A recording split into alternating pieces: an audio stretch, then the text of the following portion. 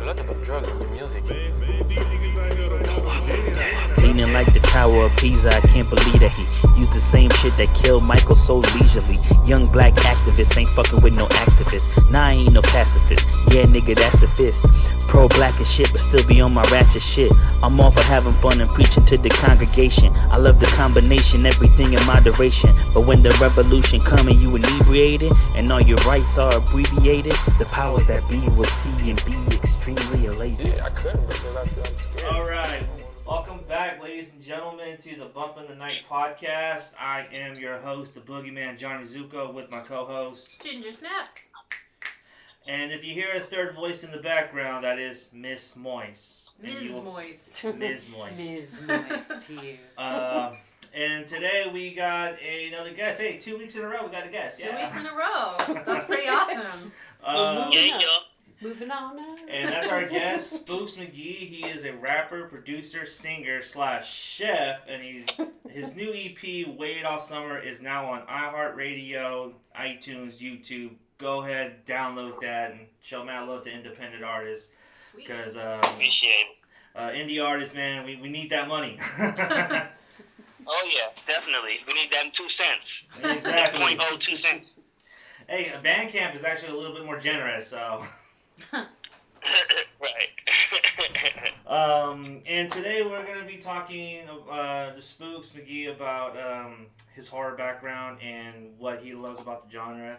But I've been sitting on this for about a week, and I want to talk about it right now. We all seen Us, right? Did you see Us? Oh yeah. Yeah. Okay. I did see. So let's first thoughts on everyone. You're our guest, McGhie. So you want to lead us off? What'd you think about Us? I liked the film. I thought that it was. I feel like Jordan still has work to do. Mm. There was a lot of stuff that it seemed like he was trying really hard to be avant-garde and do things that, were cinematically, like, sort of, like he was trying to make a statement or do some things that were artistic. As a person who's a fan of the genre, I wouldn't necessarily say that this is a horror movie, except for maybe there were a couple of, people getting killed, and there was some, suspense and people moving around, running for their life. Mm-hmm. But, I mean, it seemed more like, I know it's categorized as horror, but the way that it was set up, it didn't come off as horror to me. It came off as maybe like a psychological thriller, That's what And, I said. the idea, of there being so many shots where I'm like, what is the point of this? And with the rabbits and zoning out, it's like, why are you showing us all the rabbits? What is the point? What is the purpose? There were so many, layers. And then that one scene where she's in front of the board and she's like explaining everything in detail. I completely couldn't follow it until I started understanding as the movie went on that, okay, there's 2 different worlds, they're cloning people, blah, blah, blah, blah, blah. Spoiler alert for anybody who hasn't seen it yet. But I kind of understood it, but I kind of left like, what? Left like with questions. What the heck is that? Yeah, it was too many questions. Yeah, same. I agree. It wasn't just that there was holes in the plot.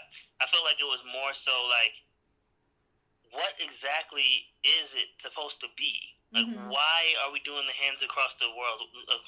Why are we doing what was the purpose of them having the extra people? And they never explained a lot of the stuff that really, it kind of left me like, I'm not sure. Yeah. But it was visually pleasing, and there was a lot of great stuff in it that looked cool, and it definitely was a step up from his first film as far as like cinematography. Mm-hmm. But I don't know, it just kind of like fell flat for me. Yeah. I guess maybe because it was too much hype for him to. I mean, he still did good, but the hype was so grand because his first movie did so well that, of course, the second one's going to do well either way. But I just don't feel like it stood in the same regard as the first one. Did you liked Get Out more? Did you enjoy Get Out as a film on its own? I liked Get Out It was very good. I really liked the way that it moved. I really liked the tempo of it. I really liked the way that it was shot. The scenes looked really nice. I love the coloring. The storyline was great. I really liked the scenes where they were doing the auction and things like that. Just really awkward, weird stuff, and him being in those weird situations, and having to understand the juxtaposition between being a black man in America and being in a situation like this. It was really great. It was a great concept. It was really good. I wasn't too crazy about the ending. Mm-hmm. It was kind of hacky and hokey, like, I'm TSA, we find shit, or something like that. It just is like, oh, come on. Yeah. I did like the idea of the original ending. Were you guys aware of that? Yeah. Was that the one where it is actually a cop and he goes to jail? He goes to jail, right? He gets locked up, and that's it. He's like in jail. That's what I thought was going to happen. But I guess that Rel was improvising lines, and he liked that line as a last line. We the TSA, we find shit. I just felt like that broke the whole vibe, Mm-hmm. Now it's a comedy. I don't. Yeah. I don't know, man. I don't know. I'm not that critical of movies like that, but that ending was just like, what the Yeah. Can I curse on here? Yeah, you can curse. Yeah. Like, what the fuck? What the fuck? But yeah, I think. But as far as like opening doors for people like Jordan, who trying to break the status quo of what exactly a lead actor is in American culture, it's really great. It's really great to be able to open that door for more people of color to act as leading roles. Yeah, for sure. I wanted to ask, I'm going to open this up to everyone here. Do you think this movie is just trying too hard to be too deep? Or it's just like everything is like, is it deep because it is deep, or is it just deep just like on a surface level? Is it like... No, I think that Jordan was trying to have fun with it because of the fact that there was so much deepness in Get Out, that he just wanted to make a movie that didn't mean anything. But I think that with Jordan, he couldn't really do that. Like, no matter how hard he tries to be meaningless and just, be frivolous with things just for entertainment purposes, he still kind of sort of appears as though he's trying to do a message. So, like, when I left the theater, all my friends were like, what did he mean by this? What did he mean by that? Yeah. And I'm like, well, I listened to his interview, and in the interview he said, it doesn't mean anything. It's not a statement. It's not a political statement. It's just a movie for you guys to sit and enjoy. And he wasn't trying to make a statement. But I feel like because we're familiar with Get Out, we're overanalyzing everything. Like, what is it? What is it? What did he mean by that? Why is that one brown rabbit in the midst of all the white rabbits? Yeah, I noticed that. I was like, what is that about? And like the Black Flag t-shirts, did anyone else notice that? Yeah. Yeah, I was like... Yeah. Beginning and then the girl at the end. Yeah. Or in the middle, rather. And the twins, right? The two bitchy daughter twins. I just love, like, Tim Heidecker in this movie. Yeah, I wish he got more screen time. Like, I really do. It was great. So, to me... But I did notice some symbolism, which was him nodding to old films that he enjoyed, like Jaws and Thriller and things like that. There was a lot of, like I think that the son had on a T-shirt that had something from a horror film too. Like he kind of showed his fandom in the movie. Yeah. Did you notice that? Yeah, he also shouted out Lost Boys in the beginning of the film. Yeah. Because when they were at the boardwalk, the family's like, "Hey, you want to go over to the carousel? They're filming a movie." Mm-hmm. That's the Lost Boys right there. I know. I kept thinking about that the whole time watching it. What's Lost Boys? I'm not familiar with that one. Is that something that was shot in Cali? Yeah, that's the one that shadows in Santa Cruz. It's about a bunch of vampires, and a family moves into Santa Cruz, and they befriend these vampires. Except in that movie, they called it Santa Carla. It's Santa Cruz. I don't care what they say. But Santa you know Cruz. what I mean. Like this one, they said Santa Cruz. Yeah. They didn't want to be associated with because the tagline was Santa Clara, the murder capital of the world. Yeah. And they were like, we don't want to be associated with that, so just change the name. But they kept the boardwalk name and everything else. But if you do find it, I think it's on Prime right now. Highly recommend check it out. It's a good 80s movie. Yeah, it's really good. What is it called again? The Lost Boys? Yeah, The Lost Boys. The Lost Boys. Yeah, Okay, yeah. Kiefer Something Sutherland. about 80s movies that, it's either really good or just really bad. Yeah. Yeah. It's like it's not. Only It's two nothing in sides of between. the It's either like spectrum. really well done, or it's just complete shit and Trash. hacky and bad jokes and just horrible Yeah. acting and horrible writing. Yeah. Or it's just the best thing ever. It's like, there's no in between. Hey, Or it's so bad it's good. a lot of those trashy movies are great though. Yeah, I agree with man. that one. I love those trashy Is that what movies. would Lost Boys be considered so bad it's good, or is it No, actually no, good? no. It's actually good. It's pretty good. You can midway. You can. The good thing about it is you can watch it with like if you have kids. Like it's a family film, but it's like I don't know how to, it's for adults too. You know what I mean? Like you can watch it with your kids, or you can watch it with your spouse or whatever, or your friends. It's like for everybody. Absolutely. Yeah. Okay. And it had at the time the child actors that were popular are the ones that are in it. Yeah. The star in it. two Corys. The two Corys. Corys. Yeah. Those were the ones that really put the movie over. Little Little heartthrobs. Little heartthrobs. Nice. That means But yeah, okay, I'm gonna it's check the that out. But yeah, so you said that they were nodding to this movie in the scene where they were at the beach. Yeah, like Yeah. at the opening sequence, they were nodding to the movie. Yeah, the mom, like when it's the girl and she's walking with her parents, the mom is like, oh, they're shooting a film by the carousel. Why don't you see if you can be an extra? That was the scene in The Lost Boys. It's like not an opening shot, but it's where you first are introduced to the vampires and they're like walking the carousel and stuff. And then they get kicked out for walking the carousel. Yeah. And then the security guard gets it. Oh man, why does the security guard always got to get it? I know. It's terrible. Man. Oh my god. But as for me, I really enjoyed the movie. My only beef is that Santa Cruz is not that fucking clean. It's and not. That's why. And I can say that because I'm from Santa Cruz. Yeah. It is not clean. Nope. And I don't buy that they're on the beach for at least a couple hours and no one has stepped on a syringe yet. Oh my god. So there's always an article in our newspaper that some kid steps on a syringe out there. I mean, it's sad, but it's true. It's just like, hey, like I don't buy it. I'm sorry, that's not the Santa Cruz I know. Yeah. And there's only one homeless person. It's run filled. into like 4 homeless people walking to work. Yeah, it's filled with. It's sad. Like it used to be a family place. Now it's kind of like. I mean, it's still a family place, but. Definitely drug addicts, homeless people, lots of trash everywhere on the beach. Maybe that's what the Hands Across America was about, though. Yeah. Maybe that's what he was raising awareness to. Yeah. Because, Jordan Peele was out in Santa Cruz for at least 3 weeks filming this movie. But they cleared it, Oh, you didn't? right? Like, they totally cleared it and got extras. And didn't they, like, CGI the actors on the rides? That's what I read. Oh, really? I didn't know. really? Yeah. Oh wow. Isn't that weird? You didn't go out there to be an extra? Huh? You didn't go out there to be an extra?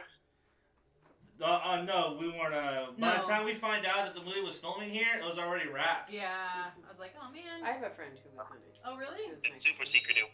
Yeah. Yeah. They didn't want people, like, crowding the boardwalk or anything like that. And I was like, dude, that sucks. Damn. But, I mean, I really enjoyed the movie. I thought it was a good... As far as the debate, it's always going to be debated whether is this a horror film or is this a psychological thriller or... I honestly think that once you get to the home invasion part, it becomes a horror movie. Like, it is a cliche horror movie from that moment on. You know what's interesting? Yeah. From the trailer, I thought it was going to be a home invasion movie. Yeah. But I did not expect that. I thought the tethered people, I thought it was just going to be their family. I had no... Spoiler alert. I had no idea that it was going to be everyone.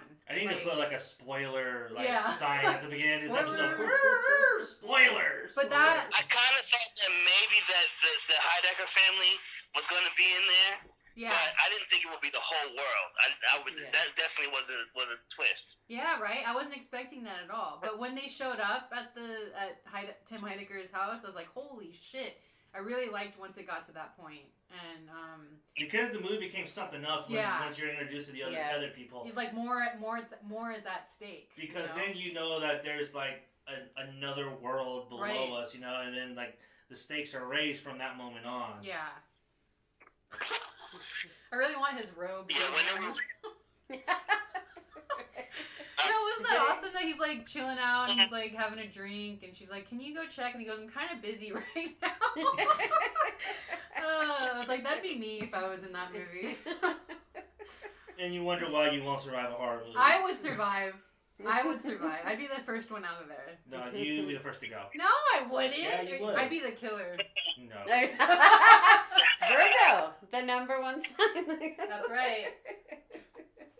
As a hip hop fan, seeing that scene with the final fight scene to the Looney's beat was insane. That was with awesome. the orchestral version of it. Oh, yeah. Oh my That god, was that was awesome. amazing.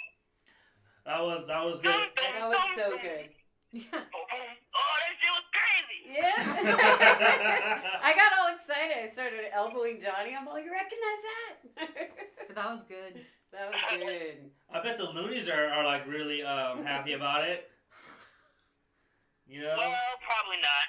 No, because Probably not. after They probably are getting like attention, but they're not getting any money off of it. Oh They're no, not? they actually when they used that song for the trailer, their downloads went and tripled. Really? Yeah, because a lot of people didn't hear that song. It's basically like Just weird. it's like a California song. It's a you know? California, yeah. It is a California song. Have you heard? I mean, obviously he knows who the Loonies are, Yeah. but you know, a lot of people didn't know. Like, oh, that's a good song. Yeah. And then they redid the song too. Yeah. They actually redid it. They actually Most people made have a, the remake. Yeah. Yeah, they also have the Us. Did you see the Us music video for them? Wait, with the Loonies or with the Bone Thugs? With Yuckmouth and Lazy Bone. Yeah, that's not. I thought the Loonies were gonna do a song. No, that was Yuck, Lazy, and Numbskull. Oh, okay. But yeah, I got 5 months. Yeah, I saw that.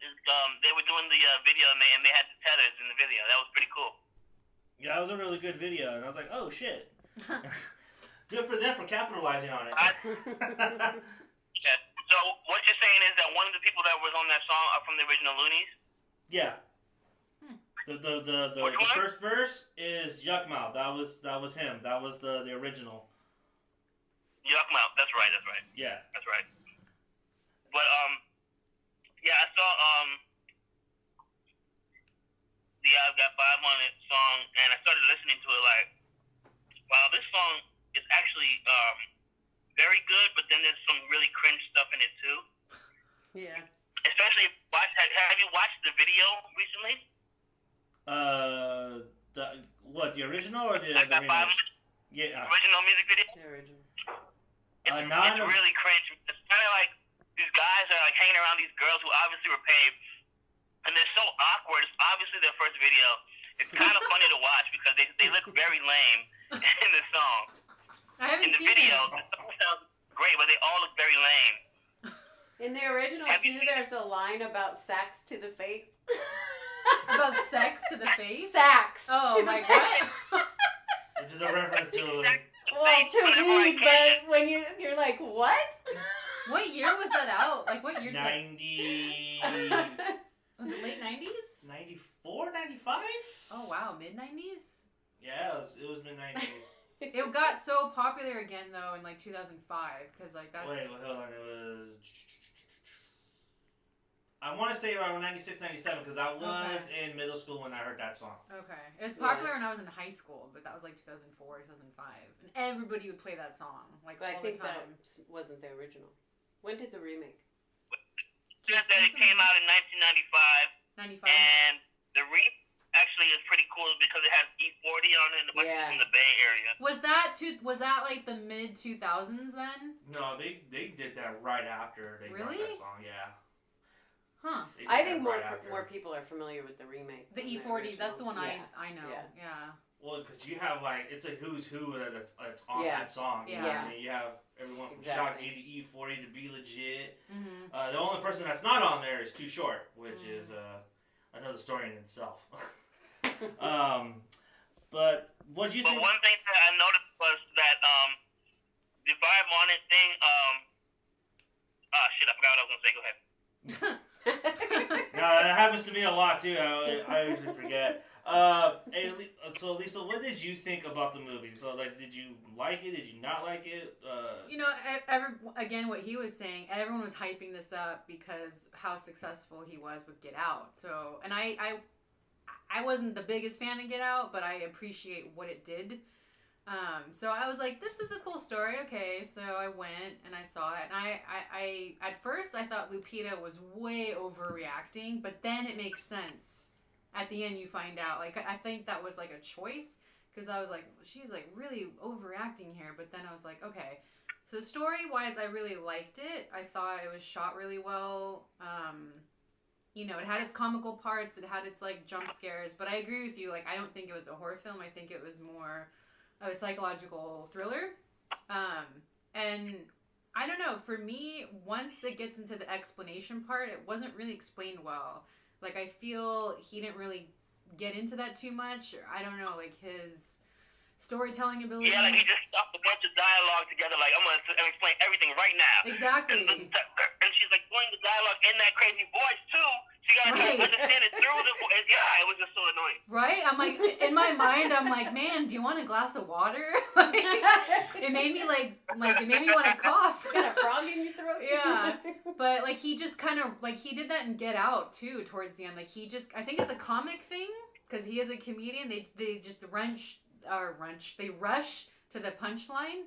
So I felt like, I wish he explained it more. Like, okay, was it the government? Was it the CIA? How did they get the DNA? What's the purpose for these people?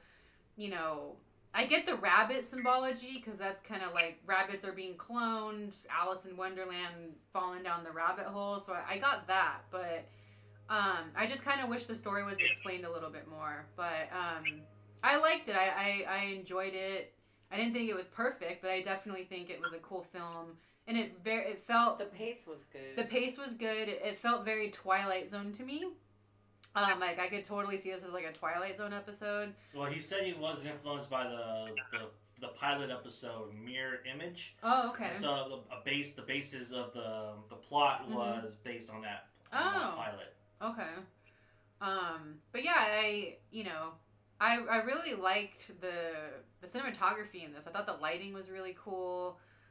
The kids were really good actors, awesome. Especially the daughter, when she was the tethered version of the daughter. She creeped me out. Holy shit. She like really creeped me out.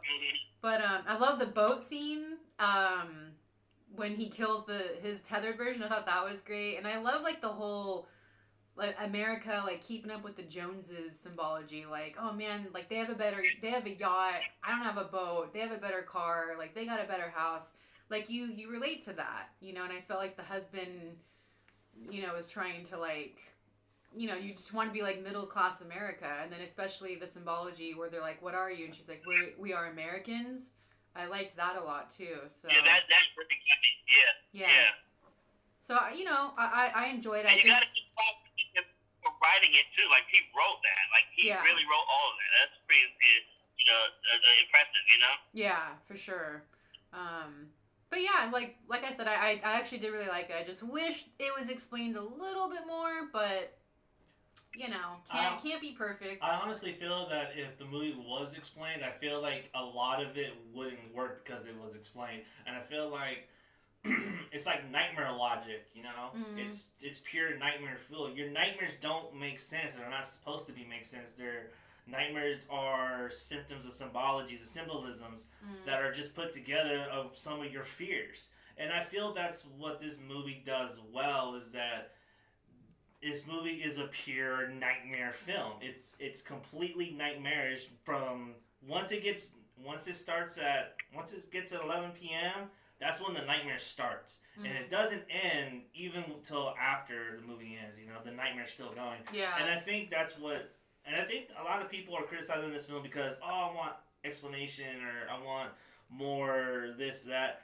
I honestly think that it works because it doesn't give you the answers. I mean, think about it like this. Halloween, the original Halloween, you don't have any answers to Michael's motives. Yeah, but he's a normal person. He's not like a clone. Yeah, he's not underground in a tunnel. Yeah, but at the same time, though, he does a lot of supernatural things that are not explained. How can he move in and out of reality like a fucking poltergeist and no one ever sees him? How can he take 6 shots to the chest and walk up and walk away? But then again, how can you have a whole underground world out there and no one knows about it? Well, see, that's the point that I'm making, though. I don't know. It works because it's mysterious. It's left that way for. It's almost like the little blurb in the beginning, saying the tunnels that you didn't know what. Like there's some that are there and you have no idea why they're there. Yeah. Almost like he's setting you up to not really have an Yeah. Does that make sense? Like it's kind of setting you up to not really get an answer.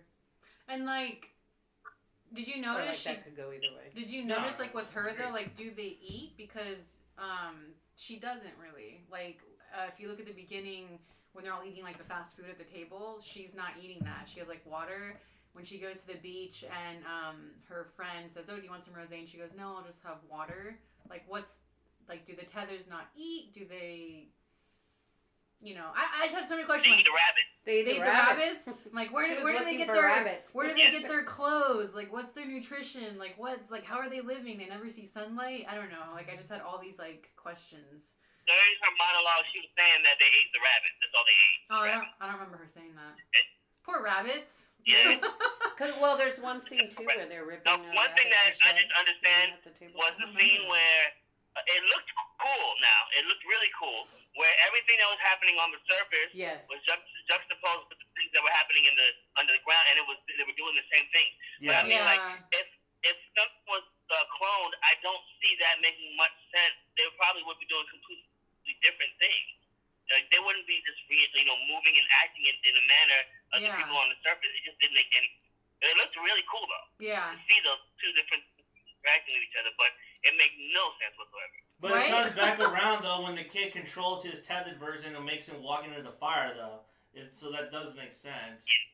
I thought they were just playing. Like he was just kind of playing. No, because in the closet when they lock him, he controls. They're controlling, and then he figures that out. It's like, oh. But then that's kind of weird too, because then they weren't controlling.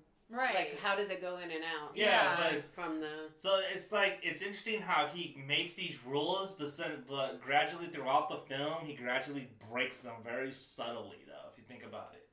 Because he sets the rules up for this world up very well, but then breaks his own rules in his own movie. That's true. Is it?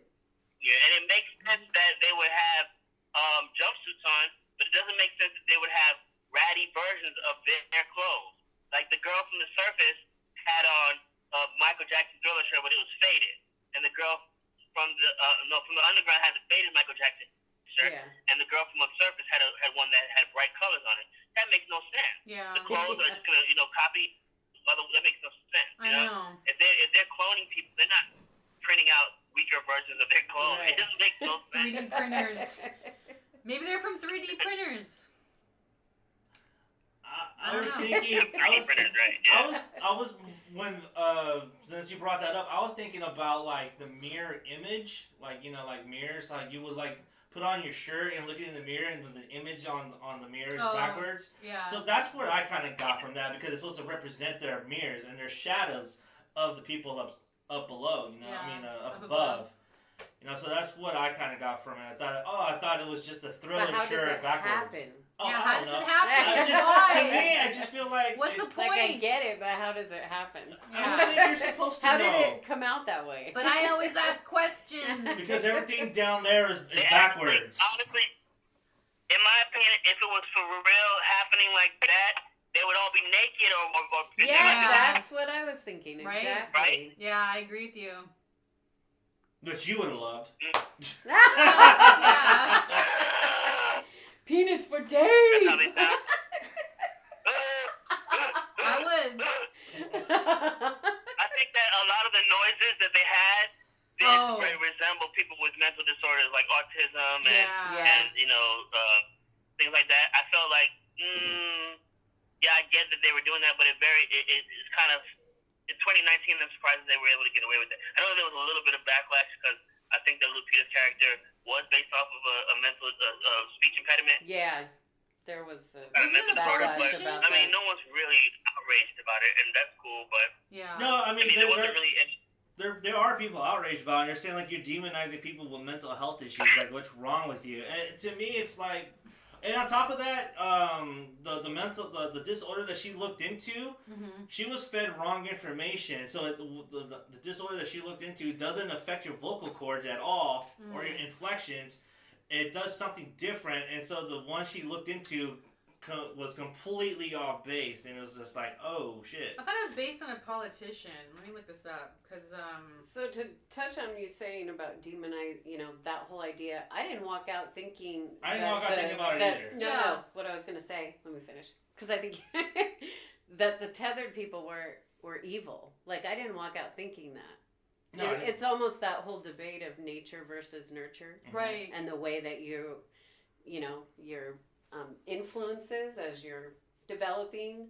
That's more what I thought about. Not that they were evil. They were like the dark ones, and then the people at top were They're the ones that are invisible, like no one knows about them. Yeah, and look at their circumstances. Right. They're isolated and they want to break free from their circumstances or whatever. Yeah. Like, it wasn't that they were evil. They were just doing all that they knew how to do to get their freedom. Yeah. So I don't know if really they're demonizing people with mental illness. Yeah. Oh no, but the article I read. But I understand. No, but see, the IndieWire article was, and what pisses me off too is that when people write these articles that try to trigger people, they don't fucking watch the movie. I know.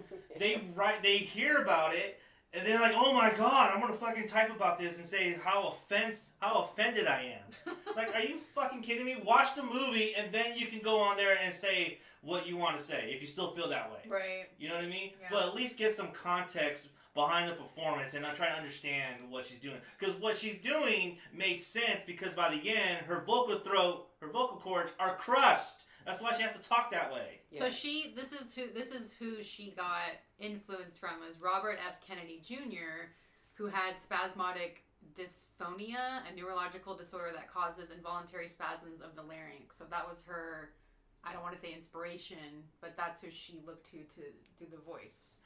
So. Which isn't even necessarily her mimicking the illness or whatever. It's that she was just trying to figure out how to speak like your throat had been crushed. Damaged. Yeah. And she was a little kid when she got, I guess, kidnapped, right? Yeah. So that's kind of when it started, I guess? Yeah. Yeah, because she literally crushed her vocal cords, you know what I mean? Like, how else are you going to talk? If your shadow spoke to you right now, you would not hear your shadow in in a normal voice. You would hear it in a whispering. She's the only one that could speak. I know. The tethered people couldn't speak at all. Right? That's why she was special, right? I think she learned how to speak when she was growing up above. Yeah. I think that's... Well, yeah. But that's, again, it makes you think about nature versus nurture, that whole debate about that.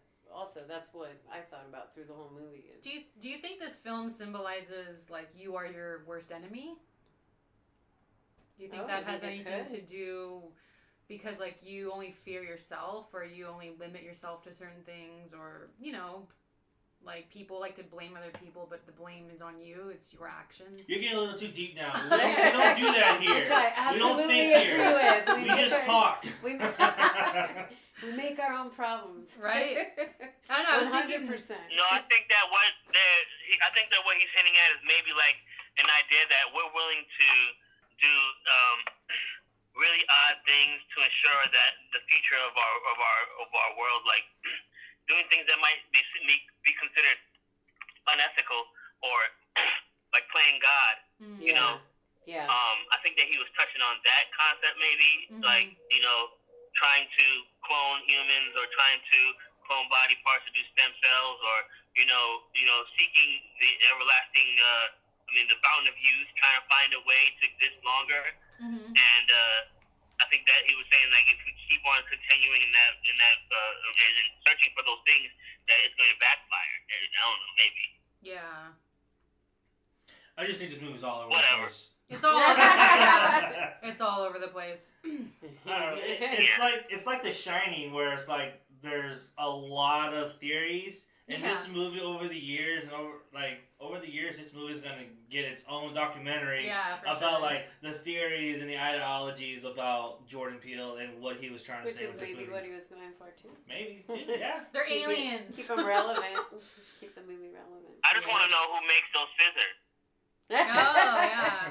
Yeah, really, where did those come from? I don't know. And why That's how scissors? they made their little jumpsuits. Scissors, their duality. Like cutting the cord. Yeah. This is probably going to be a Halloween costume, huh? Like a Oh, I yeah. can see this. Oh, yeah. Oh man, everyone's gonna do it. Everyone. I'm just gonna dress up as the And fat you know security what? guard from Lost Boys. The club is not gonna let anybody in the club with a pair of scissors in their hand. Yeah. Really. You're just gonna have to find the leather glove. Just with one hand. I like those. Those are cool. Right. The driver Yeah, glove? driver gloves. So what do you think about the ending? Do you feel like the ending actually held any weight? Did it surprise you? Was it? Do you think it was executed well? I'm kind of curious. What, the Hands Across America crane shot? No. The reveal of Hey, Adelaide. The switcheroo? yeah, of Adelaide's character, like that whole reveal. Like, what'd you take from it? Like, do you think that was executed well? Do you think the son knew? What'd you think? I definitely think that I definitely didn't see it coming. I would say that it was very M. Night Shyamalanian.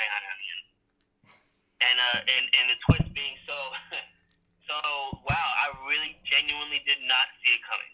Did y'all? Yeah. Did you kind of think that you did? Yeah, I had a suspicion. She tries to like outsmart the movie. No, I don't. I just I'm like, oh, that's probably where they're gonna go with it. No, here's one thing. Toward the end, when they got the kid, and she did something where she kind of smiled, like, or laughed really awkwardly. Yeah. You know, it was like weird. Yeah. That's when, oh wait, hold up, maybe she's one of them. That's when it happened. But it took up to that point for me to realize, oh shit, they did a switch. You know what I mean? Mm-hmm. I honestly didn't. But yeah, when she laughed, I didn't see it coming at all. Honestly, I'll admit I didn't see it coming. Like even that scene that you just said about her, like laughing weird. I didn't even pick up on that. I just thought she was laughing because she finally she killed someone, and then like that was just her reaction on just how to deal with it. Yeah. It was just her laughing about it, like hysterically. But then the Yeah. son. But then there were other that she wasn't part of it. Was like when she was doing the snapping off beads. Yeah. Mm-hmm. You know, that was like a foreshadow of Well, and also her the might not- fight scene. Where the other one had more control Yeah. in the fight scene, whereas in all the other fight scenes it was kind of the other way around, where they could usually overtake them because they were really the ones in control. Yeah. But that fight scene, she could kind of get away. I really liked that. That scene was really cool. That was awesome. That was very well choreographed. Mm-hmm. I honestly liked that ending, and I love that reveal. I thought that was really great. I remember me and my lady were talking about this, and we're saying, "Do you think the son knew?" I'm like, I think he knew because I think the tethered version of Adelaide told the son, like, I'm your real mother. Yeah. I'm the real Adelaide. And I think she says, like, watch what happens when the other one comes down here. Because she will. Well, because remember the part where she found him hiding underground and he seemed scared of her? Yeah. And I mean, obviously they weren't dressed the same. Right. So, I mean, he would have known that was his But then again... quote-unquote mom. But then again, you know what? The thing about the locker, because, like, the vents are a little higher up. Mm-hmm. So even if he stood up, he wouldn't be able to see through the locker now. But I mean, when she got him out, he was... He was like, scared, yeah. I thought he seemed scared of her. Yeah. But I think it's because the other Adelaide told him. Yeah. I feel like that's what it was. I think, because she was with him for a very long time. She had him for a while, yeah. You know what I mean? She was with him for a long time. Like, real time, maybe like 20 minutes. Movie time, about 5 minutes. But a lot could happen in movie time, 5 minutes. That's you know? true. That's true. But yeah, I really enjoyed the ending. What about you? I really liked the ending too, especially when they get to the car and they're sitting and the son looks at her like, you're not, he doesn't say it, but he, like, that look says it all. Like, you're not who you really say you are. And then they drive off. Yeah, and that's one of the reasons I love those kid actors, because he's just looking. Like, Yeah. You can tell all that emotion in him just looking like, damn, that kid is good. Yeah, he's gonna be. Kids, both the kids. Yeah. Yeah, they're gonna be amazing. stars. Yeah. Especially the daughter. Yeah, and then the way he just slow reveal, just putting his mask down, it was just. Oh, That was man. cool. That was That just was a good so ending. good. So good. Yeah. I thought that was a great ending. Honestly, I walked out of the theater like, that was awesome. But then I realized, this is Santa Cruz, and Santa Cruz is not that clean. Nope. But yeah, well, I have one more question about this thing. I know you guys want to move on, but Keep going. it's stupid. It probably doesn't make any sense, and it's probably just dumb. But if they have sex on the surface, are they reenacting the sex under the ground too? That's weird. And if they do actually engage in the sexual acts, do they impregnate each other and make new clone babies down there? See, I was thinking the same thing. Like, how? How does that I don't know. Right? Anyway, I think so because in the scene, like when in the very beginning when young Annalie is walking and she sees a couple kissing, it's revealed later on what's happening down below, and that couple is kissing. That's okay. Yeah. Yeah. You know what I but mean? that's the thing that really made me confused was this: if they switched places, right, and she had the first girl and she had the second girl while she was on the surface, right? Why weren't the kids messed up because it was the opposite way around? And how come automatically the kids were made underground? I don't know. It just doesn't make sense. I know. I was thinking the same exact thing. Like all these questions. The people down below, the kids are even clones. Yeah. But that means then they don't get pregnant. Then how could she get pregnant up top? Right. All these questions. Right. Yeah. So she got pregnant up top, and the kids came out on the bottom. Yeah. Shouldn't it be swapped around so all the kids that she made were clone kids, and the ones on the ground are the normal ones? That's what I would think, you know? Right? Yeah. That shit. That's a valid question. Do you feel like it was set up for a sequel? That's like what? Do you feel like it was set up for a sequel? With that ending?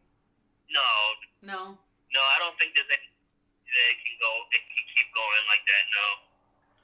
Maybe a Saturday morning cartoon. I'd watch that cartoon. Yeah, I watch it too. I don't think a sequel would work because where would you go? Yeah. Like you have them going across America, holding hands. I mean, where could you go from there? I mean, you could do like a Walking Dead thing and have it be another group.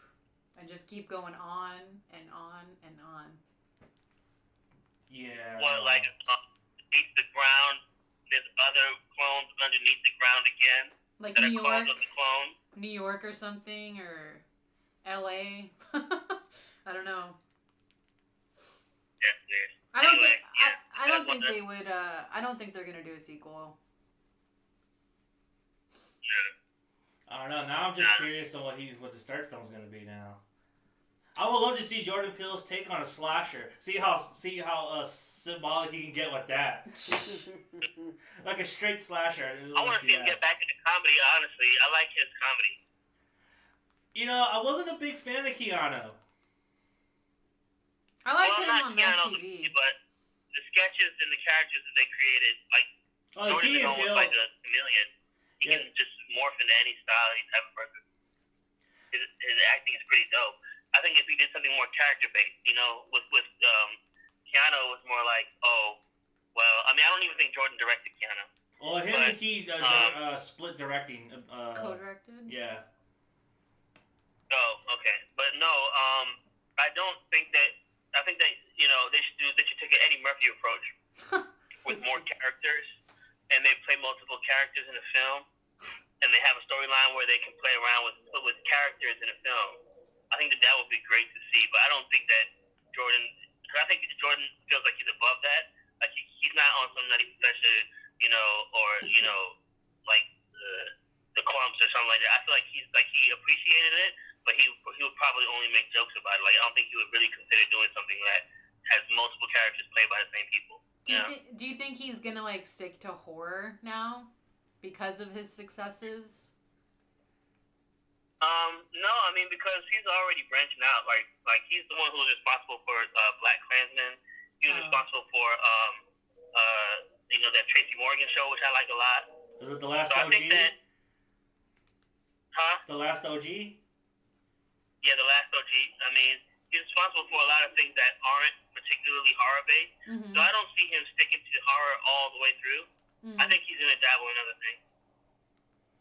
I don't know, I kind of... But in fact, two successful movies under his belt, he can basically do whatever the fuck he wants. It doesn't matter. Yeah, for real. Yeah. I don't know. I kind of hope he sticks with the horror genre because I think, like, the horror genre needs a director like Jordan Peele because we need, like, directors like James Wan and Jordan Peele to keep making these horror movies so we can have more horror movies. And I honestly think, because, I mean, think about it. 80s and 90s, we had John Carpenter, Wes Craven, Tobe Hooper. You know, now we're down to, like, Eli Roth and James Wan. And then you add Jordan Peele. You know, that's kind of good company right there. You know, I think the horror genre needs Jordan Peele in his voice. And I think, I mean, he can do what he wants, but I really do think that he loves horror movies. Especially in the Key and Peele sketches. There's a lot of horror elements, like a lot of horror influence in those sketches, you know? So, a lot of dark comedy. A lot of, it does a lot of twists and turns into a point where it's pretty much the most dark shit you've ever seen. Yeah. Yeah. Like, but, do you think the genre takes itself too seriously now? Because in the beginning, you had stuff like Evil Dead and Chucky and Freddy. You know, it was very campy and it was very deliberately corny, and it was more about the gore and the shock and awe of it rather than trying to take itself so seriously. You know, you did have a couple of stuff like The Shining and other things, but it was really about, like, we're going to go to the movies and just, you know, watch the most stupid, most ridiculous, most outrageous things possible happen, and the corniest lines, the worst punchlines, you know, the wink, wink, nudge, nudge at the camera, breaking the fourth wall, so much shit that they did. They don't do that anymore in horror films anymore. They did do it in the Birthday movie. I like that, but it's been a while since I've seen something that didn't take itself so seriously in the horror genre. Happy Death Day? Yeah. Oh man, I love that. I love the sequel. The sequel's great. The sequel far surpassed the original, and I didn't even think when I saw the original that there was a space for a sequel. I thought honestly, it was better too. I haven't for the seen fact it that yet. she woke up again, didn't she? Yeah, and I really love the fact that they really went like Rick and Morty. It was like a Rick and Morty episode, and that was pretty fucking hilarious. Seems more comedy though. And I was very impressed. Who did that Death Day movie? Because I was very impressed with that movie. The second one more so. Christopher Landon, he did both. Oh, what else did he do? I don't have it on hand, but I think Happy Death Day was his first big feature, though. Happy Death Day, I mean. Happy What's birthday. his name again? Christopher Landon. He's done a bunch. Yeah, he's dope. I like the corny teen, theme to it. Like, it's like we're high schoolers, we're college kids.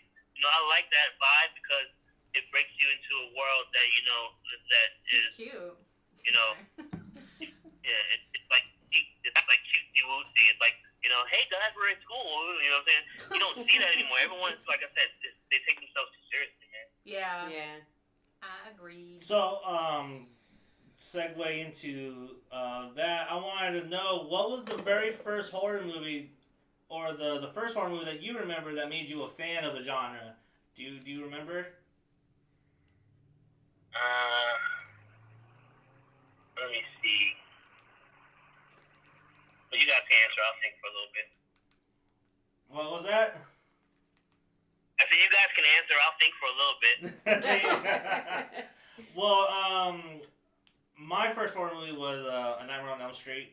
That was one of the first ones. I wasn't shown it. I accidentally saw it because my mom and my stepdad, they actually played it, and my bedroom didn't have a door at the time. So I was like watching the movie like underneath the covers, trying not to get caught. And I remember that movie scared the fucking shit out of me, and especially the stings. Like, that scares me. That still scares me to this day. Like every time I hear that original Nightmare theme, it sends chills down my spine because it's just so scary. And Freddy Freddy is fucking scary in that movie, Yeah, you know? he is. And then that was like the very first experience that I had, but the movie that made me a fan would be Candyman. Candyman was the one that made me a fan. Mainly because like I got locked in the bathroom because they said, "Hey, Bloody Mary's gonna come after you." Like, motherfucker. I can't believe that happened to both of us. Like, Yeah. I'm still traumatized from that as like a kid. Yeah, I can't even turn off the lights now. Yeah. Dude. Like I literally have to sleep with a nightlight on now. Like, no. I know. Go away. I know you harp on it a lot, but Halloween was yours. Yeah, Halloween is like my favorite horror film, but Scream, I would have to say, is what did it for me because my mom actually took me to the theaters to see it when I was 8 years old. So that, I would say, like, Scream, like, opened everything up for me. And I was terrified, but I also thought it was hilarious at the same time. But they won it. They won at being funny, and they won at being really terrifying. So that's, like, what did it for me. And then I just, like, really got into John Carpenter, Wes Craven, you know, all the good, like, 70s, 80s slasher horror films. So I was, like, growing up with slashers. Slashers are my favorite horror subgenre.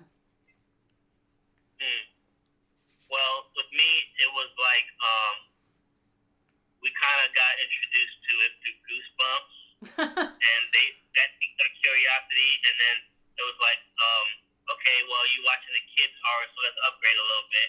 So it went from Goosebumps to Are You Afraid of the Dark? Yeah, those are the a little bit, best. you know, more scary.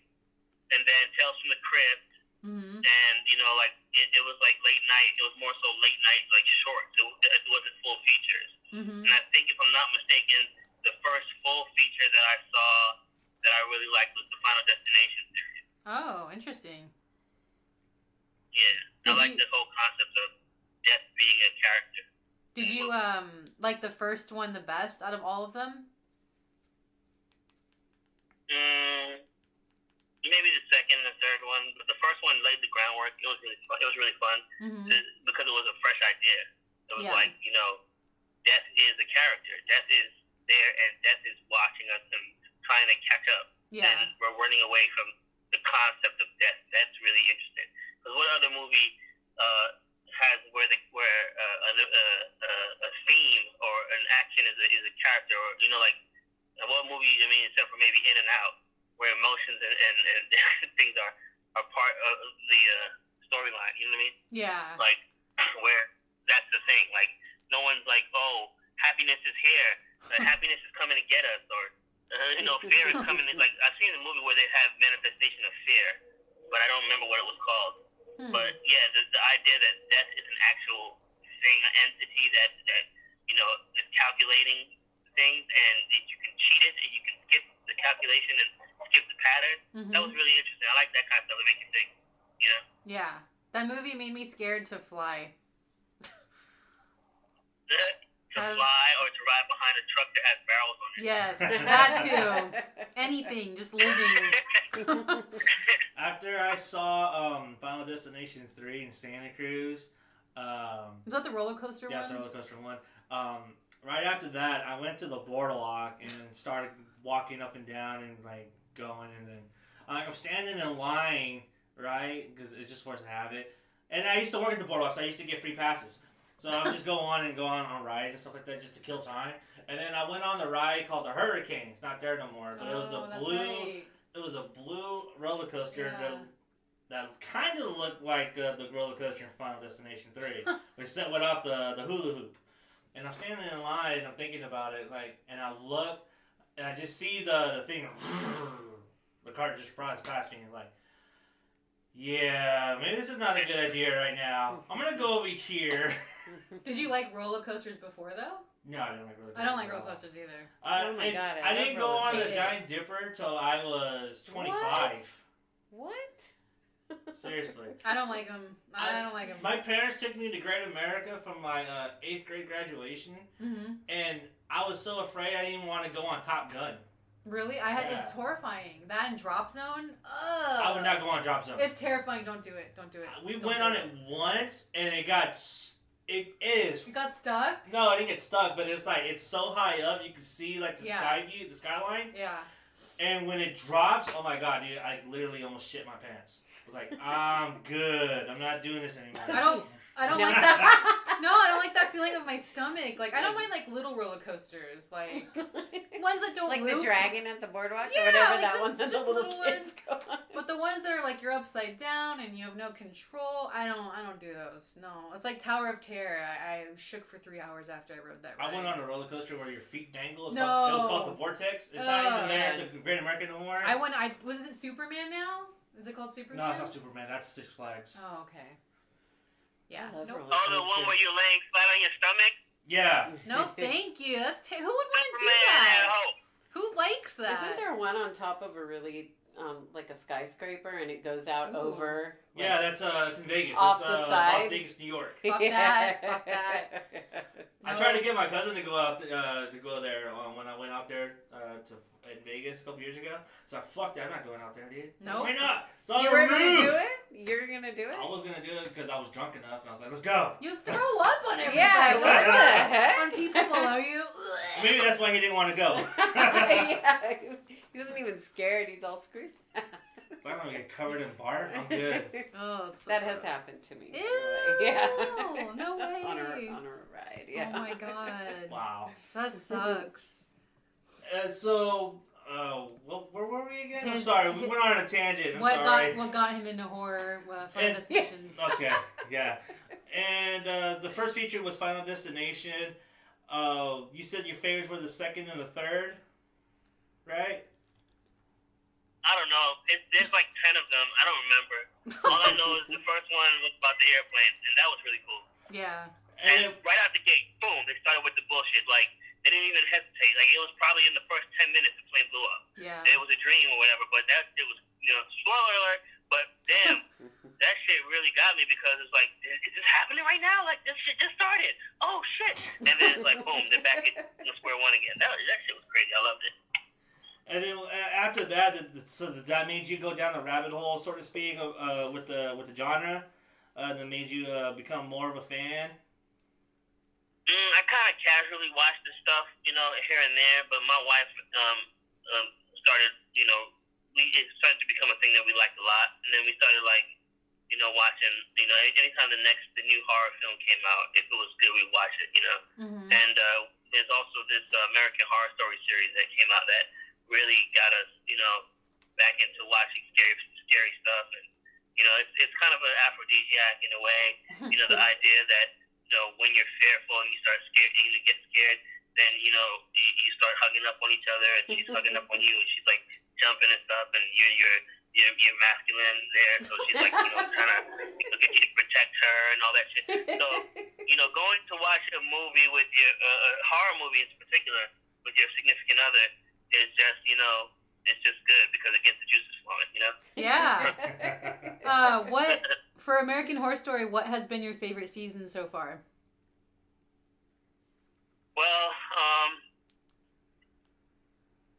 I haven't finished the one about the apocalypse, and I haven't finished the one with the president stuff, and I didn't finish the witches, I think. Oh, I the didn't Coven? finish that one. Okay. Out of the ones that I did see, the house, they had the house, Mm-hmm. they had the witches, they had the O.J. Simpson one. What's the name? O.J. Simpson.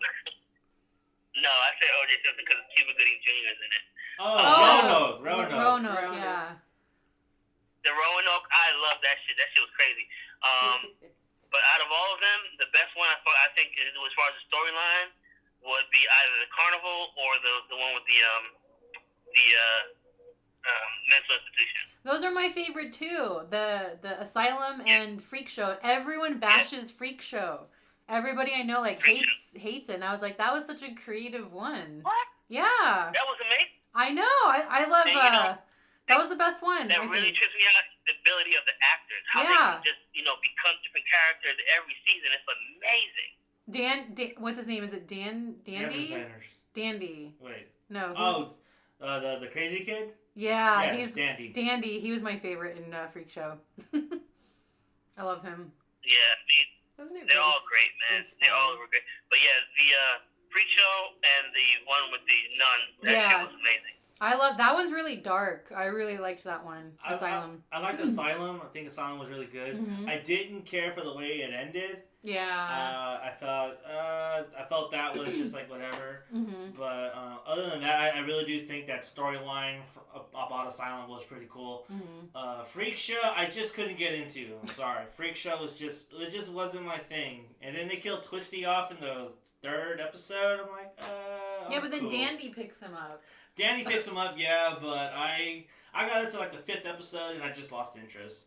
Wasn't Freak Show inspired? No, I really like the one with the murder house. No, not the murder house. The murder hotel. Hotel? That was my least favorite. Really? Yeah, the Gaga, I don't know. It just wasn't. She hates Lady Gaga. I don't hate her. Everyone compares me to her and I don't understand why. Like that. It just. I don't know. Like I like the Marsh guy, and I love the episode where he has like all of the serial killers for dinner. That was like the best episode. But the Halloween episode was pretty dope. Yeah. That was night. But that was it. Like otherwise, it just kind of felt like. The fun part about it is if you're a fan of the whole series and you're watching the last one where they show you how all the series are tied in. Yeah. It's amazing because I feel like they weren't doing that on purpose. Mm-hmm. I feel like the fans forced them to connect all the stories. Mm-hmm. I need to catch up on Apocalypse. Everyone speculating that they were all connected made them find a way to connect them. I don't think they really were gonna connect. Yeah. How many seasons? Like, come on. I know. But that shit was crazy. I haven't seen Apocalypse yet, so I saw the first episode and then I just haven't got back into it. It's all my DVR. I just need to go back and watch all of them now. Yeah, I need to finish it. But do you know that the guy that they based that hotel scene on? Well, not that guy, but not that guy because I don't think the character existed, but the concept of a rich guy who owns a hotel with like lots of trap doors. Mm-hmm. That's the actual thing that a guy did. Isn't that crazy? Body. It's nuts. He had like doors. He had like secret layers. He had torture rooms all built into the hotel where there were extra walls and extra spaces that he could travel in and out of the hotel without anyone knowing. He was a notorious serial killer. I can't remember his name, but he owned a hotel and he just used that as his like torture lair. Was it Holmes? I think it was. H.H. Holmes? Yeah, that's his name. They're supposed to get Leonardo. I think they're supposed to get Leonardo DiCaprio to play him. That would be really. I hope he does. Was Scorsese directing? Yeah, right. You know what I'm excited about? The take on Joker that I've seen the trailer for. Oh my gosh, Joaquin Phoenix. I cannot wait for Have you seen that yet? Yeah, I can't wait. It looks so good. Yeah, I watched that trailer like at least about 10 times, and I was like, oh my god, like I can't hear you guys. that reveal when he walks at the end and that music just builds. And he's like, hello? Yeah. Yeah, can you hear us? Yo. Oh no, did his call drop? Can you hear us? Yes. Okay. We thought we lost you there. Yeah. I was saying, like, the Joker, Joaquin Phoenix. Have you guys seen that trailer? Yeah, super excited. Oh my gosh, it's amazing looking. But I don't think that classifies as horror. But, I mean, in a way, he's kind of a He's a fucking horrifying villain, I'll tell you that right now. Yeah, I like it though, because you kind of sympathize for him. I like that take, you know? Yeah. And I like that it's not... With Maleficent, too. Yeah. I like that it doesn't look like all big budget, like, Avengers. I'm not into that kind of shit. I like that it's, like, more kind of, like, art housey. Like, that, I like that style a lot better. I think it's gonna... amazing. I think it's gonna be a good movie, and I think Joaquin Phoenix is gonna nail it. I think he's gonna do a really good Joker. There's a King of Comedy reference or a connection to the Joker. So, are you familiar with the King of Comedy? No. What is that? It's one of Martin Scorsese's earliest films, starring Robert De Niro, and Robert De Niro. I thought it was like Steve Harvey with the buttons on his suit, and Cedric the Entertainer and D.L. Hughley. Not that. Not the Kings of Comedy. And so the King of Comedy tells a story about Rory Franklin, and he's a failed comedian, and he's doing everything he can to make it, and he kidnaps his agent or something to get him a job, and then it spirals out of control toward the end of the movie. But it's a really good movie, though. Yeah, I gotta see that. It's by who? Scorsese? Yeah, Scorsese. You could rent that on Prime for like $2, I think. Was that late 70s? Okay, yeah. Late 80s? Oh, okay. Early 80s, actually. It was before his... It was after Taxi Driver, right? No, it was after Raging Bull. Oh, okay. Alright. Yeah. But yeah. Did you guys have any more topics you wanted to touch? You want about how long is the podcast? We go for however long we want. Are So I wanted to touch on this really quick for horror comedies. Are you a big fan of horror comedies? Yeah, I like the ones that don't take themselves seriously. Like, there was one that came on Netflix that surprised me about how much I enjoyed it. Which one? It was Babysitter, I think. Oh, The Babysitter? Yeah, I liked that one. It was really fun. That was a fun movie. I liked that one. I didn't like I it. liked the movies. You didn't like it? I like that because kid. they're fun. Like, it's like, it might not have the best plot. It might be kind of like, this is the stupidest shit I've ever seen. The But it's comedy fun. was good, You know, though. it's a romp. Yeah. The timing of the comedy I thought was really good. Yeah. I laughed all through it. Yeah. My favorite right now horror comedy is this movie called Tucker and Dale versus Evil. Oh, that's popular, yeah. Oh my gosh, that is amazing. I think it's so brilliant the way that they did it, man. I think it's so brilliant.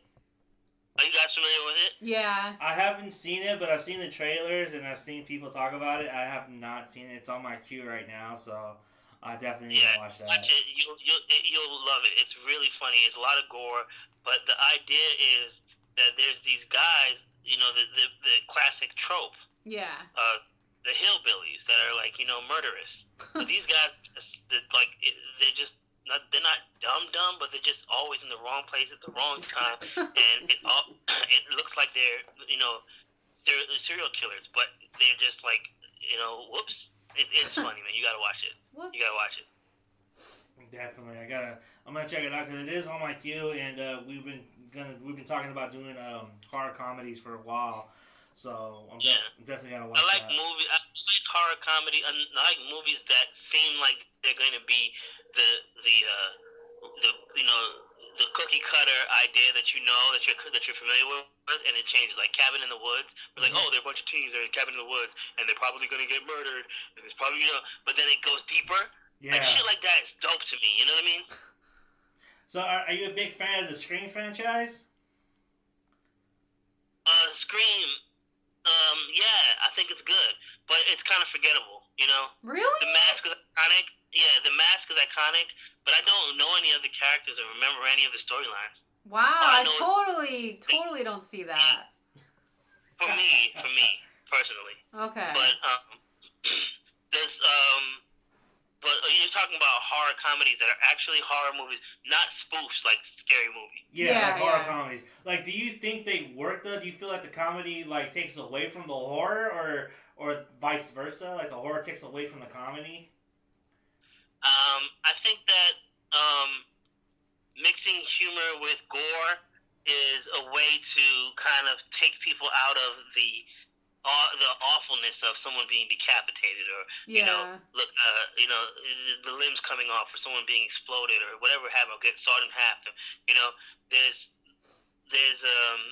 I kind of think that there's a way they do by mixing the comedy, it desensitizes us to what's actually happening, and so, I don't think it matters if someone is, you know, murdered, because it's like a cartoon character. You know what I mean? Yeah, like it gives you like a second to like digest, like, of what something horrible just happened. It like lightens up the mood for a minute. Right. Or I don't like the horror comedies that do things like after the kill they do a pun based on the kill. Yeah. Like I'm talking to you, Freddie. It's like you're headed in the right direction. I hate that shit. Yeah. And every time it happens, I groan. Freddy Krueger did that shit a lot. You know what I mean? Yeah. I like dark meat. But he killed a black girl. I like dark meat or some shit like that. You know what I mean? It's like, Yeah. So I don't like when it's groan worthy. Like, for real. Yeah. Because it's cringe. That's hilarious. I kind of like it, but I don't like it. I kind of like it. It's like, they did that shit. I can't believe it. I wanted to touch.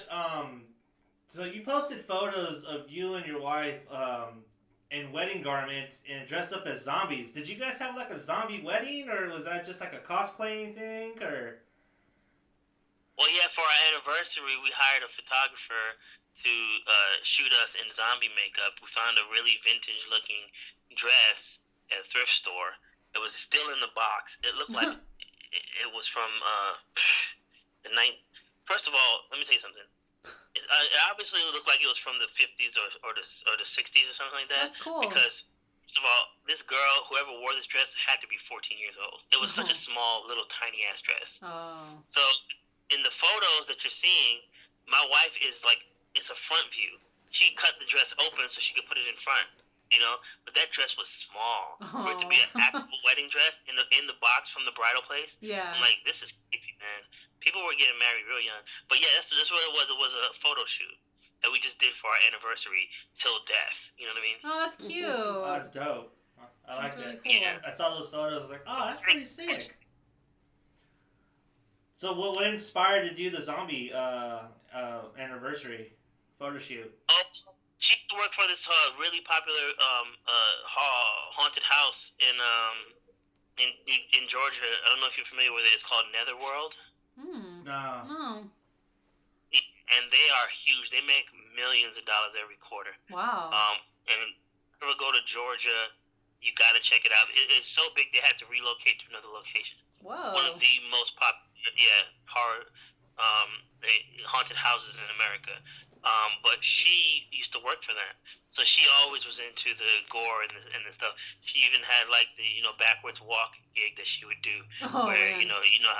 how they they get into that position, Yeah. like you're doing a yoga, you walk backwards. Yeah, that's so With the creepy. makeup. So she would do that, and that was her thing. So she's always been into that, and then so she's always been like playing around with like makeup, and she does all her own makeup for herself. So when it comes to Halloween time, she's often playing around with the latex and trying to make it look like something. You know what I mean? Nice. So it was pretty easy. It was pretty much just find the costumes and then get a little bit of latex stuff. I had to take the suit and just put it in the dirt and smack it in the dirt, like Georgia red dirt. It can get dirty and dusty, shred it a little bit. So yeah, it was cool. It was really cool. And then what happened was when we did the shoot, it happened to be on a day where they had this chalk convention where everyone was doing street chalk art. Oh my gosh, it was amazing. These people were doing straight replicas of Starry Night or wow. Mona Lisa on the in detail in chalk on the street. And there was a lot of dope stuff out there. And so everyone was looking at us. It was pretty cool, Since, to be walking around acting like everyone wants to take a picture with you when you're in costume like that, And I get it. I get the idea of it, but I think it's kind of lame too, because when you go to Comic-Con, that's literally all it is. It's like, Yeah. hey, take a picture with my costume. Hey, look at my costume. And it's just kind of awkward. I watch I've never been to one, but I watch videos of them, and it doesn't look like it would be a lot of fun if you weren't I don't know. It's just really weird. Like they're Have just you guys taking been to one of those? photos. I've been to a couple of Comic-Cons, or not Comic-Cons, I've been to a horror convention up in Sacramento the past 2 years. And yeah, I'll admit, I'm one of those guys that wants to take pictures with the cosplayers. But I always tell them, hey man, if it's cool with you, man, I want to take a picture with you, but I don't want to just take a normal picture. I want to do something funny. So a lot of times that I pose with the cosplayers, I even have them, so if they're dressed like Deadpool, I have them put a gun to my head, or if there's a family of clowns, I tell him, hey, have the kid hit me over the head with a hammer, and you guys laugh. Or if I just or Freddy, like, hey, just. You create a scene. Yeah, create a scene. So, and I think they appreciate. In more ways than one. Yeah. I could appreciate that. I probably would like to take pictures of people in costumes too, but on the opposite side, it's weird for me. Like, imagine being a person who like spends a lot of money on a costume just so that you can go out and have people take pictures with you and be like, yeah, I did that. I look just like them. So it's kind of weird in that regard. I appreciate the art. Mm-hmm. If I see a person in a really good costume, I'm probably going to want to take a picture with them. But the idea that this is what you do, you make a costume to look like a pop figure and you rock it and people take pictures and you do that all day. That's weird. You know what I think? You know what I think it is though? I think it's psychological. I think it's like they think like they're a celebrity. You know what I mean? Like they kind of cosplays are. Some cosplays are. Celebrity for a day. It's weird though, and then I don't know. I always thought they should do a horror movie on like a cosplayer. I think that'd be interesting. Yes, that would be tight. That would be tight. You know, somebody who thinks that they're actually Freddy Krueger or some shit. Right? It might be hard for like licensing. Not just acting. Oh my god, there is a movie like that. There is? What? There is a movie. It's called Fates of Black. Oh, the 80s one? Yeah. The 80s one? Yeah. He The dresses vampire, up like right? he dresses up like different Universal monsters. Yeah. And he goes out and kills people. But this would be at like conventions and stuff. Like they should do more like the cosplayer conventions, like a modern one. Well, I don't know how you would do that. I'm just saying there is a movie about a cosplayer losing his shit. But that was like cosplay before it was cosplay. You know what's kind of like cosplay?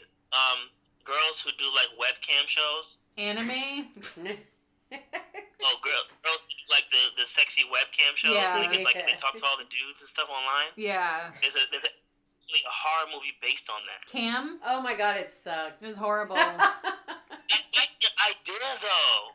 It was a cool idea. It's a good idea. The movie that you wake up and someone's on your account making a video. Yeah. That's crazy. And then it just kind of got stupid. Yeah. Like the idea of it and the way it was shot was really nice, and that actress is really good. But it was just kind of like, yeah.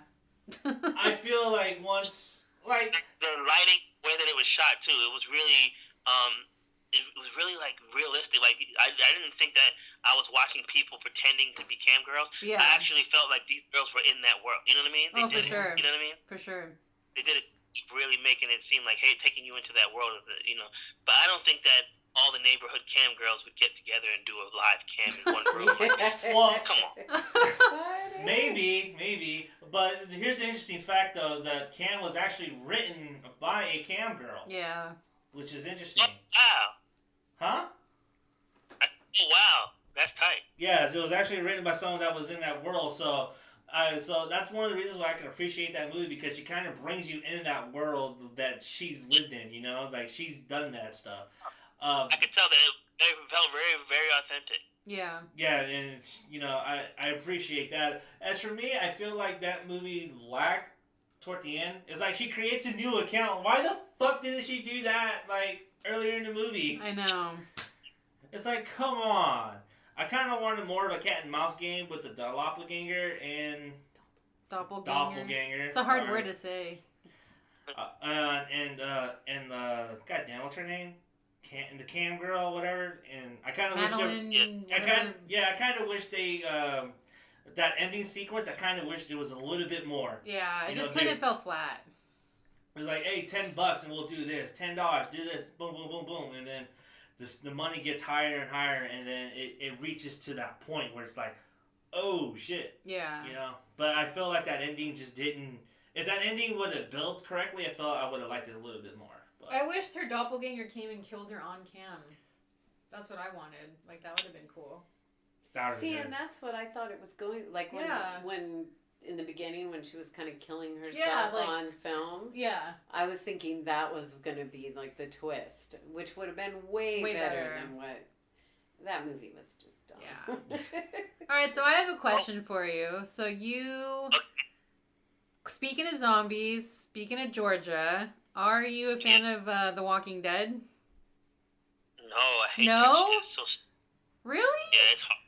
It's probably the worst show on television, in my opinion. Thank you! Really? Oh man. Yes. Do you know where in Georgia, like where they shoot it at? Oh no, I think it's in North Georgia. But North Georgia. I think when something is filmed with bad quality or it looks bad, it takes me out of it. You know, I like things to be. That's why I don't watch bootleg films. Like, you know, people get like, oh, I got my thing jailbroken. I'm gonna watch all the movies. I can't watch a movie if it's like grainy or doesn't look right. And I feel like there's a lot of really cheesy shots on Walking Dead that just take me out of it. See, I think so. Am I wrong? The first season was shot kind of like the quality of the first season, cinematically speaking, wasn't good, but it got a lot better. Like it's like a lot better. It makes more money, okay, but Yeah. that's the thing. Like, I watched the first couple ones online and saw the web series quality, and I was like, yeah, I'm good on that. It gets Plus, better I'm not though. too crazy about zombies anyway. They're not that interesting. Oh, okay. I thought you were into them because you dressed up as one. Well, You I dressed up as told one your because story. it was a pun. I know. Till death. But no, I'm not crazy. I think that my favorite zombie movie is Shaun of the Dead, and that's pretty much it as far as zombies go. I'm not crazy. I mean, Shaun of the Dead, in my opinion, was really well done. But the whole, I'm lurking and it's brains, I want to get brains, and shoot him in the head, and it's the undead. I was like, it's kind of a weak, in my opinion, it's kind of a weak What about- monster. Okay, can I recommend you two zombie movies? Return of the Living Dead and Return of the Living Dead Part 2. Okay. What was the one where the zombies weren't groggy and but they were super animated and really fast and 28 moved Days really Later? quick? It'd be that'd 28 be days? not Wasn't it 28 weeks They were later. 28 weeks later? Yeah, Like they run. 28 days later too. Well, maybe. Yeah, they were. Yeah, they were really fast and like. Yeah, or Dawn of the Dead. Dawn of the Dawn Dead, of the the remake. Dead. Yeah. Dawn of the Dead remake also has another one too. Alright, so we gotta get up out of here. Thank you for taking time out of your day to chat with us for an hour. We appreciate your time. Yeah, thank you. No problem. Thanks for having me on the show. And is there a place where I could share it to people? Is there like a post link or something that I can? You can share our link. I'll send you the actual link when I post it, so you can share it that way. But for everyone else, you can find us at Podbean at Bump of the Night 1428.podbean.com. You can find us on Instagram at Bump of the Night Podcast 1428. And you can follow us on Instagram at Ellie Beans. Benz. Everyone thinks it's Beans. Beans. Ellie Benz. Ellie Benz and Johnny Zuko. Please follow Spooks McGhie. You got anything that you want to plug before we head out? Yeah, just go to Google, type Spooks McGhie, and check out my music, check out my art. At Spooks McGhie is on every platform, so you'll find me. It's very easy to find me. All right. Nice. All right, thank you again. You got an open door invitation, so anytime you want to come back and chat up any horror movies, any new movies, just hit us up, and we'll more than likely to have you on. It'll be a maybe. We'll let you know. No. All right. That's how it sounded. That's how you sounded. That's how it sounded. We'd love to have you on, Spooks. No, we have an open door, but it's halfway closed. Like a sign off or something. It might slam, but I don't know. Yeah, I lost control of my show now. So Yeah, it's all spiraled out of here. I lost control. Thanks. You're tethered I'm now. gonna get that theme song or something then. Oh, I don't have that. I have to plug that in later. All right. You have a theme song at least? We have an intro. You guys need to. I think for this episode, you need to play that song you guys did together. Little piece of that. Oh. That's right. Yeah. So we're gonna add that. We'll add that in. I used to love her, now I bone her with no rubber. She was clean as fuck, now she just a dirty motherfucker who let anybody touch her. Used to trust her, now I feel like shorty up to something. Illuminati got a body going nuts. Yo, let me stop, ain't no conspiracy theorist. Turn me up so you can hear me the clearest. I like that trap or something about that boom bap. Yo, I hold it the dearest. Assume the position that make you want on and get in the spirit. That's that b-boy stance. It's the sweet romance of the scratching and the rapping that be making you dance. But see what happened was the cash had to come in advance, and what they thought was an enhancement was really a chance to ruin it. Water it down and use it for some foolishness. But we got the power not to let them do this shit. The movement is way stronger than these fuckers assume it is. And for the past 3 decades we've been proving it's like that.